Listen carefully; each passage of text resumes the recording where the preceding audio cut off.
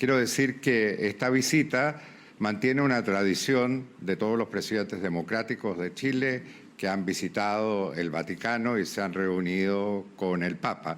Y tiene un carácter especial porque la verdad es que ya el año pasado nos tocó la oportunidad de participar en una ceremonia en el Vaticano, donde estaba presente el Papa Francisco, y el Papa Francisco expresó su interés en una reunión personal con el presidente Boric.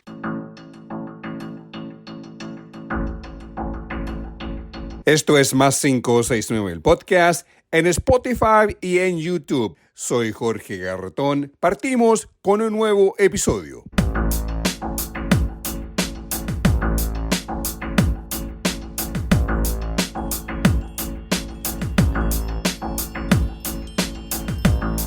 Es lunes 13 de octubre de 2025, episodio 68 de Más 569, el podcast, una producción de Más 569 Medios.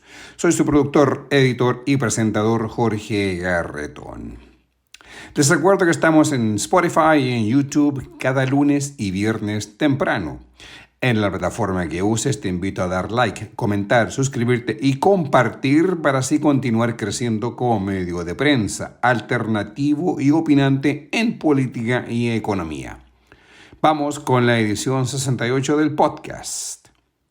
Hoy hablamos del otoño presidencial en Roma, el presupuesto, la economía, el cobre y exportaciones que crecen.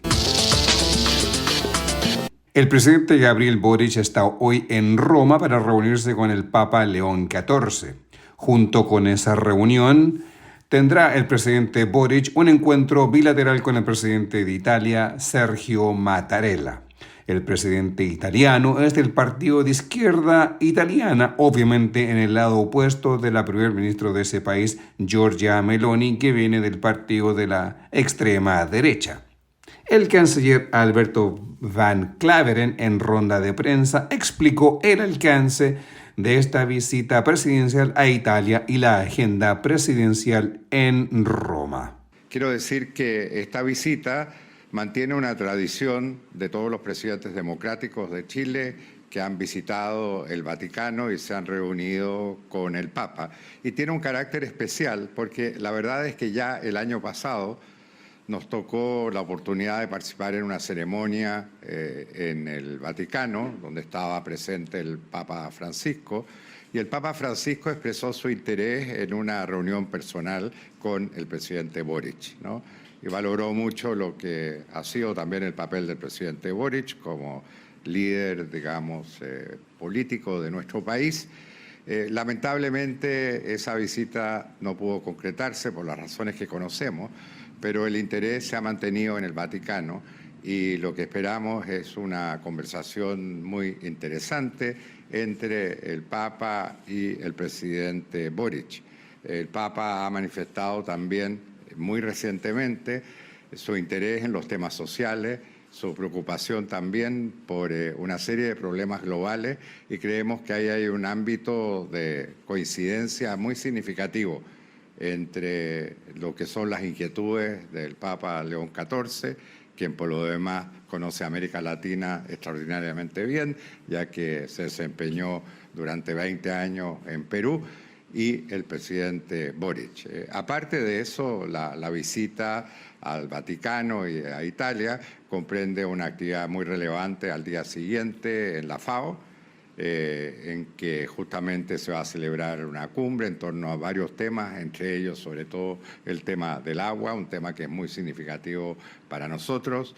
Hay una actividad empresarial significativa organizada por Inveschile. Aparte de eso, también hay una reunión de carácter protocolar, pero que creemos que va más allá del puro sentido protocolar, con el presidente Mattarella, que es una figura de mucha autoridad moral en Italia.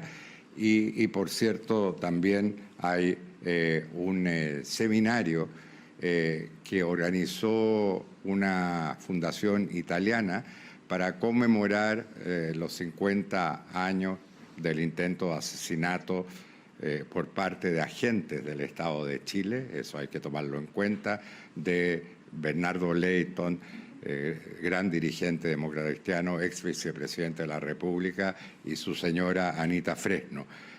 Producto de ese atentado, que fue incluso con uso de metralletas, quedó lesionado para siempre Bernardo Leyton, y su mujer quedó parapléjica. En consecuencia, fue un hecho muy trágico y que llegó muy al corazón de Italia, básicamente también por los vínculos que existían entre la democracia cristiana italiana y su contraparte chilena. Quiero decir, en primer lugar, que esta visita es realmente una visita que no se limita solamente al presidente de la República o a algunos de sus ministros, como el caso de la ministra Macarena Loos y el que habla. Se extiende también al presidente del Senado. El presidente del Senado, Manuel José Osandón, va a ser parte de la comitiva, y al igual que el senador Osandón, asistirán otros senadores, representantes de distintas orientaciones políticas, incluyendo obviamente a la oposición. En consecuencia, es una visita que tiene una connotación, que es parte de una política de Estado, que por lo demás se ha impulsado también en otras visitas que se han realizado. En cuanto a los temas mismos a conversar, obviamente eso pertenece a la esfera privada de lo que es una conversación de uno a uno, como corresponde de acuerdo al protocolo vaticano. Es una conversación a solas entre el presidente de la República y su santidad el Papa León XIV. Pero uno puede suponer que por lo menos hay dos áreas que van a ser de gran interés en el marco de esa conversación. Una, los grandes problemas globales. Y además esta entrevista se va a realizar en un momento internacional realmente muy dramático, muy significativo, básicamente por el proceso de paz que se está gestando, que se está concretando en el Medio Oriente. Una preocupación compartida por el gobierno de Chile y también, por cierto, por el Vaticano.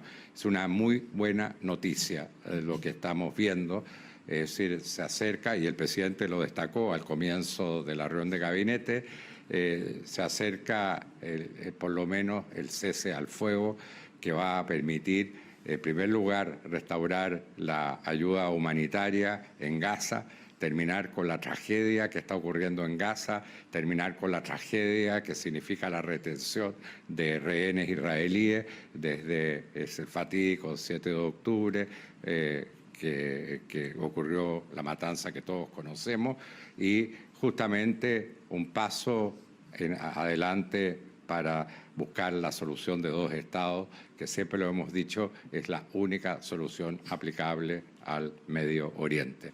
Aparte de esos temas globales, hay temas obviamente sociales. Repito, el Papa León XIV acaba de emitir un documento que en realidad había sido iniciado por el Papa anterior, por el Papa Francisco, en el cual expresa su gran inquietud justamente por la desigualdad que existe en el mundo, la necesidad de enfrentar los retos sociales que son muy propios de nuestra época y que afectan de manera muy especial a los sectores más vulnerables. Aún no se sabe hasta este momento si Meloni, Giorgia, la primer ministra de Italia, tendrá una reunión con el presidente Boric. Recordemos que la ultraderechista Meloni recientemente se reunió con el candidato a la presidencia de la extrema derecha chilena, el republicano José Antonio Kast, el germano Kast. Un tema que salió a la palestra durante la conversación que tuvo el canciller Van Claveren con los medios fue el costo de viajes y viáticos de la campaña de la presidenta Michelle Bachelet al cargo de Secretaría General de Naciones Unidas y cómo son financiados estos viajes. Será una campaña austera con cargo a lo que son los fondos normales del Ministerio de Relaciones Exteriores. Nosotros en el Ministerio de Relaciones Exteriores tenemos, como otros ministerios, un ítem respectivo para financiar pasajes y viáticos. Ese ítem, digamos, se mantiene constante, es muy similar el de este año al del año pasado, y nosotros vamos a financiar los viajes que requiera la candidatura a la presidenta Bachelet con cargo a esos fondos ordinarios. Y las cifras están a disposición de todo el mundo, son cifras de carácter general que se aplican a todos los viajes que se realizan por parte de funcionarios y funcionarias del Ministerio, incluyendo autoridades del Ministerio y, por cierto, también en el caso que corresponda a la propia presidenta Bachelet. No es un presupuesto especial y, en consecuencia, es además muy difícil hacer una estimación de gastos. Yo, por ejemplo, le puedo asegurar que el caso mío, que tengo que viajar mucho en función de mi cargo, es muy difícil predecir exactamente cuáles viajes voy a hacer. Surgen, digamos, sobre la marcha, conferencias importantes a las que hay que asistir, reuniones de carácter bilateral, etcétera. Entonces es muy difícil hacer una estimación precisa de los gastos de viaje en los cuales se pueda incurrir por esa candidatura. En resumen, los viajes de la expresidenta Bachelet en busca de votos para su candidatura a la Secretaría General de la ONU sale del gasto general de viajes de la Cancillería. En ese ítem de presupuesto de la Cancillería, dice Van Claveren, es de $13.400.000 para todo gasto de viaje de autoridades y funcionarios del Ministerio de Relaciones Exteriores. Vamos a la pausa y regresamos con el podcast en su episodio 68 para este día lunes 13 de octubre.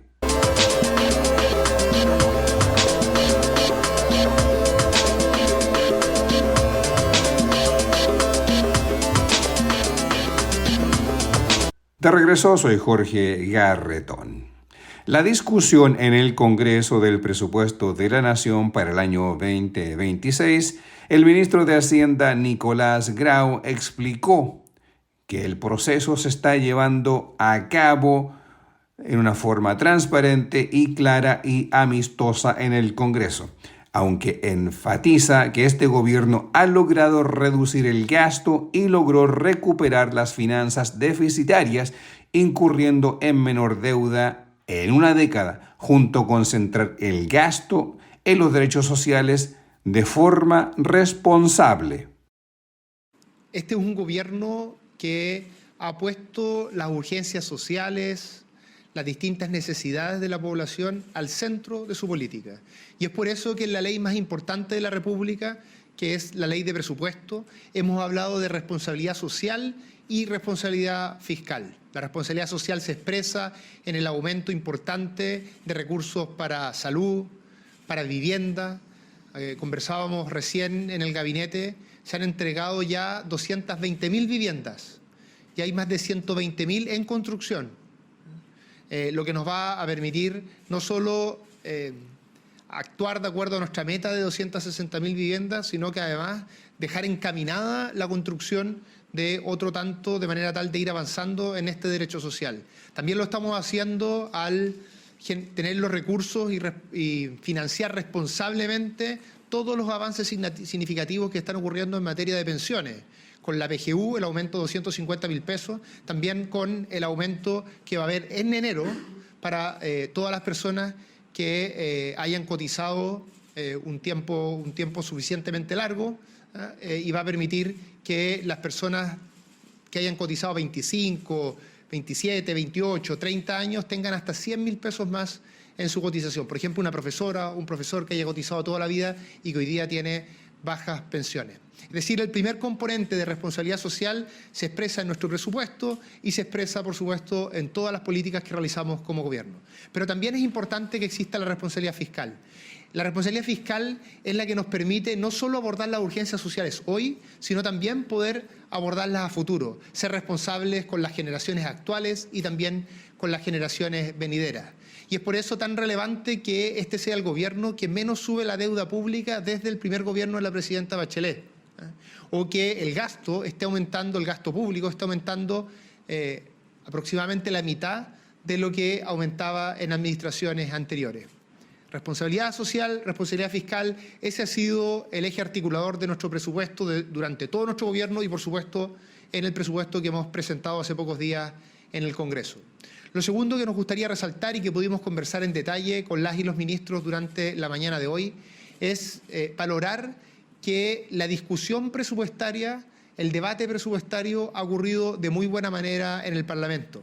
Ha sido un debate constructivo en que tanto en la comisión mixta, en que nos tocó presentar junto con la directora de presupuesto, como también en las subcomisiones mixtas en que cada una de las ministras y los ministros conversa el presupuesto, su presupuesto con los parlamentarios. Lo que nosotros hemos visto es conversación, revisar en profundidad los distintos aspectos del presupuesto y de esa manera se le puede dar la tranquilidad y la buena noticia a quienes nos están viendo que el proceso presupuestario, de discusión presupuestaria, sigue avanzando con normalidad y con un debate constructivo, lo que por supuesto desde el Ejecutivo valoramos mucho. Termino señalando que durante toda esta administración hemos logrado cambios importantes en el Parlamento, con los parlamentarios. La reforma de pensiones, los cambios en salario mínimo, 40 horas, la reforma de permisos, todos los cambios que se han hecho en materia de seguridad, incluyendo la creación del Ministerio de Seguridad Pública. En cada uno de estos ámbitos lo que ha visto la ciudadanía son grandes acuerdos en beneficio de estas urgencias sociales y estamos seguros que el debate respecto a la ley de presupuesto va a continuar con estas buenas noticias para la población y nosotros trabajaremos duro para que así sea. El ministro Grau habló sobre la importancia del aumento del precio del cobre y su impacto en las finanzas públicas. Este día lunes se espera que el cobre se transe en el mercado de metales de Londres por sobre los $5 la libra. Monto récord para el cobre chileno. Lo primero es celebrar esa noticia. Nosotros somos el primer productor nacional de cobre. El cobre además es un orgullo para nuestro país. Durante nuestra administración, la inversión en producción de cobre ha aumentado de manera importante. Hay para los próximos 10 años 80.000 millones de dólares de inversión proyectada en materia minera y eso nos va a permitir que a pesar que la producción minera había bajado algunos años antes de que nosotros asumiéramos y también los primeros años de nuestro gobierno, a propósito del trabajo que se ha hecho en la articulación público-privada, de generar mejores condiciones para la inversión, del royalty también, que permitió recaudar más, pero también dar certeza, esa inversión de cobre está aumentando. Entonces, en un país como el nuestro, que somos líderes mundiales de cobre, que además la inversión de cobre está aumentando, por supuesto que es una muy buena noticia que el precio del cobre suba. ¿Cómo se expresa esto en el presupuesto? Allí hay que entender bien cómo funciona nuestra regla de presupuesto, nuestra regla de déficit estructural. Lo que señala esa regla es que Chile debe gastar de acuerdo a los ingresos estructurales, que son los ingresos permanentes. ¿Qué significa esto? Que el presupuesto puede aumentar en la medida que se piense que ese aumento del precio del cobre es permanente. ¿Quién determina eso en nuestra institucionalidad? Es un comité independiente del gobierno, de expertas y expertos, que ya sesionó durante este año y que efectivamente determinó un aumento en el precio del cobre de largo plazo. Y esos son parte de los parámetros que se consideran en el presupuesto del año 2026. Y ahí el precio del cobre subió aproximadamente de $4 a $4,38. Por lo tanto, ya se reconoció que parte de los aumentos que estamos viendo ahora, algunos de ellos por lo menos debieran ser estructurales y eso nos está permitiendo tener un gasto para el 2026 algo más grande de lo que se pensaba hace algún tiempo, hace algunos meses. Por otro lado, el ministro de Hacienda, Nicolás Grau, se tomó el tiempo de hablar de las propuestas que van a jibarizar el gasto público que propienen los candidatos de la extrema derecha chilena a la presidencia, José Antonio Kast y Johannes Kaiser, los hermanos K. Tanto el candidato Kaiser como el candidato Kast han hecho propuestas de recortes de gran magnitud. Lo que nosotros hemos dicho responsablemente como administración y conociendo, por supuesto, el funcionamiento del Estado, es que cuando se hace una propuesta de esa magnitud es importante decir de dónde van a salir esos recursos. Ni el candidato Kast ni el candidato Kaiser han dicho aquello. Por supuesto, han esbozado alguna respuesta, pero esas respuestas no han sido con el nivel de detalle que la ciudadanía merece. Nuestra visión y es también la visión que ha dado la candidata Matei, el exministro Briones, en general todas las personas que tienen experiencia en la administración del Estado, que han pasado por el Ministerio de Hacienda, sin importar su visión política, lo que han dicho de forma muy clara al país, que una reducción de 6.000 millones de dólares o de 14.000 millones de dólares, de 10.000 millones de dólares, todos esos montos tienen que ser debidamente aclarados, porque lo más probable es que, dada esa magnitud, la única forma de hacer esa reducción implique recortes sociales. Entonces, lo que hemos preguntado es, ¿estos recortes van a ser a la PGU? ¿Estos recortes que ha planteado el candidato presidente de Kaiser y Kast van a ser al sistema de salud, a las personas que se han contratado para los hospitales, los nuevos hospitales, para que puedan funcionar de buena manera? Bueno, todas esas preguntas tienen que ser debidamente respondidas y es la discusión presupuestaria un momento muy adecuado para esa conversación, porque la discusión de presupuesto le permitiría a quienes proponen estos recortes hacer una propuesta detallada, ítem por ítem, respecto a cómo van a hacer esa reducción de gasto. En el diario electrónico de derecha Ex Ante, el exministro de Hacienda de dictadura y curiosamente responsable del recorte fiscal más importante en 50 años, el año 1982, que produjo una recesión que contrajo la economía en 14 puntos del PIB, trajo hambre, ollas comunes, empleo casi esclavizante del PEM y POG. Hablo de Rolf Luders, quien le dijo a Ex Ante, y cito: «No cabe la menor duda que Chile requiere de una reforma del Estado que aumente su eficiencia y genere un superávit que permita reducir paulatinamente su deuda y repletar los fondos de reserva de los cuales en algún momento gozamos». En estricto rigor, agregó Rolf Luders, claro que es posible técnicamente rebajar el gasto fiscal en esos 6.000 millones de dólares en un año y medio. Y es más, es una medida así que va en la dirección correcta. Luego se pregunta Luders. La pregunta del millón es si eso se puede lograr políticamente en el Chile de hoy.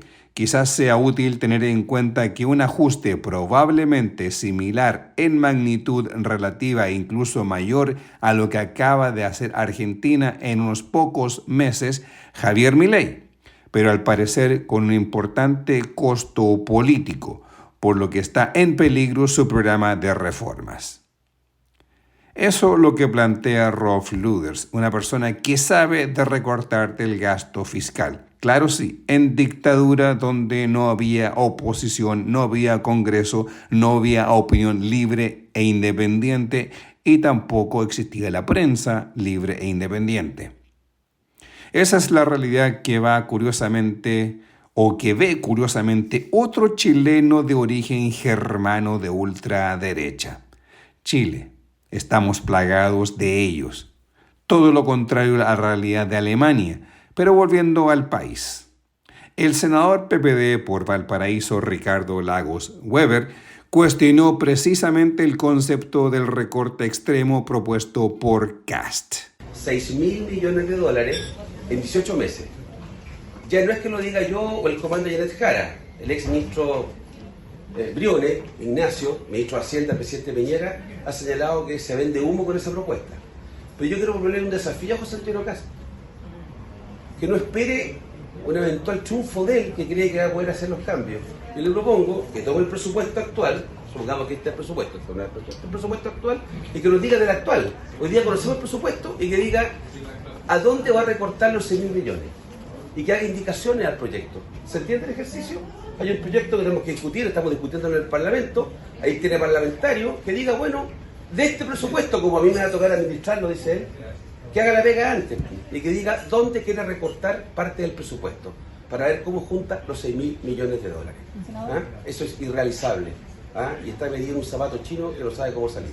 Seguiremos obviamente con este tema, ya que el impacto en la economía y en particular el gasto social preocupa lo que pueda ocurrir con la fórmula Kast o Kaiser en la moneda.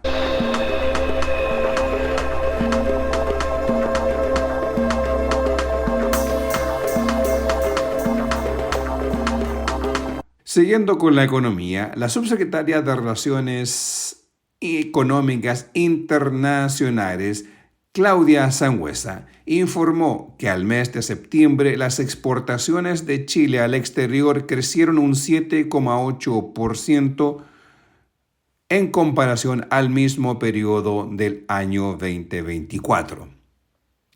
La Subsecretaría de Relaciones Económicas Internacionales informó que entre enero y septiembre el intercambio comercial de Chile llegó a 145.660 millones de dólares, con un alza equivalente a los 10.500 millones, impulsado por el dinamismo tanto de las exportaciones como importaciones. La balanza comercial para el mes de septiembre presentó un saldo positivo de 13.055 millones. Claudia Sangüesa, que decía es la subsecretaria de Relaciones Económicas Internacionales, dijo que esto es positivo, que estos resultados han sido tendencia en los últimos meses y motivan a seguir profundizando la diversificación de mercados y la sofisticación de nuestra oferta exportadora, dijo Sangüesa. Agregó que queremos que Chile continúe siendo reconocido como un socio estratégico, confiable y con una propuesta exportadora moderna, sostenible con el alto valor agregado. Agregó Sangüesa que en un contexto global desafiante, hoy más que nunca, el trabajo mancomunado entre el sector público y privado sigue siendo el motor para que el país mantenga esta ruta de crecimiento sostenido. Las principales exportaciones chilenas obviamente le irá por el cobre y luego seguido por el litio. Ahora un punto interesante. Las frutas frescas demostró fuerza exportadora creciendo en relación al 2024 un 1,8%. Mientras tanto que los alimentos de la agroindustria creció un 7,7% en sus exportaciones. En el área de los servicios, dicho de otra forma que es conocimiento y valor agregado, es importante recalcar que durante los primeros 9 meses de este año, la exportación de servicios continúan anotando cifras récord. La prestaciones al exterior es de 2.317 millones, un crecimiento de un 15% en relación al 2024. Ahora sí, en relación al cobre u otras exportaciones, es baja, pero es en la ruta correcta, expandiéndose.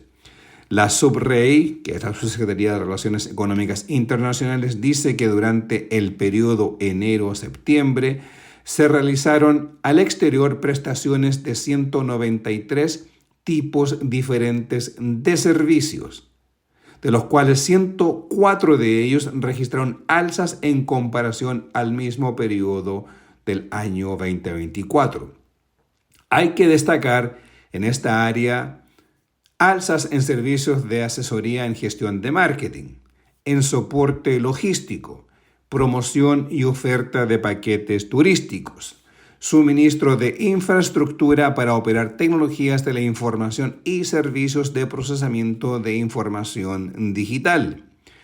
Es en informática donde Chile está dando un salto importante en la prestación de servicios digitales relacionados con todo lo que significa las diversas áreas de Internet del mundo digital, soporte de nube, software, inteligencia artificial, entre otras prestaciones. Ponemos fin al episodio 68 del podcast. Soy Jorge Garretón, desde la plataforma que uses. Te invito a dar like, comentar, suscribirte y compartir para así continuar creciendo como medio de prensa alternativo opinante en política y economía. Estamos en todas las redes sociales como +569 Podcast. En TikTok estamos con varias cápsulas semanales de 3 minutos con notas relevantes de la vida política y económica del país. Visita como podcast +569. Además, se comparte con shorts en YouTube. Nos vemos el viernes próximo. Que tengan una muy buena semana.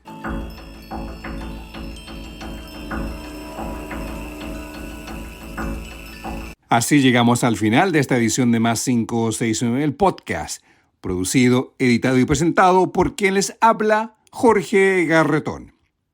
La música que acompaña el podcast es cortesía de Edgardo Moreno. La música acompañada en la presentación y salida de este podcast lleva el nombre de Too Cold del álbum Drips. El tema que acompaña los intermedios es el tema Rumba Courage del álbum Canciones. Para escuchar la música de Edgardo Moreno, los invito a visitar bandcamp.com y buscar por Edgardo Moreno. El arte que acompaña este podcast es del artista Alejandro Balbontín. Lo encuentras en alejandrobalbontin.com. Para mayor información, contáctate en nuestras plataformas en Spotify, YouTube, Instagram, Facebook, Twitter X o en TikTok. Por mail puedes escribirnos a podcast+569@gmail.com.